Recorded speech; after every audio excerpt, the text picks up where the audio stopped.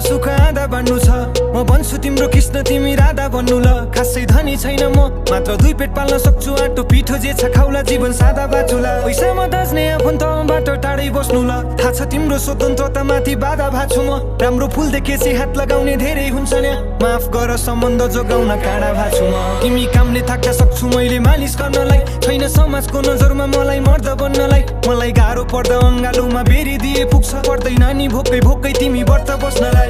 तिमी रिसले आगो हुँदा पानी बन्छु म भोलि नातिलाई सुनाउँदा कथा रानी बन्नु ल कहिले काहीँ कामले थाक्दा थोरै रक्सी पिउँछु म मलाई थोरै थोरै मात्र तिमी गाली गर्नु ल मलाई जित्नु छैन एक्लै सँगै हारिदिए पुग्छ म हारिरुँदा आँसु तिमीले झारिदिए पुग्छ तिमीबाट फाइदा मलाई केही चाहिँदैन मात्र मेरी आमालाई आफ्नै मानिदिए पुग्छ आउनु है तिमी फर्केर बसिरहन्छु म पर्खेर तिमीलाई नै सम्झे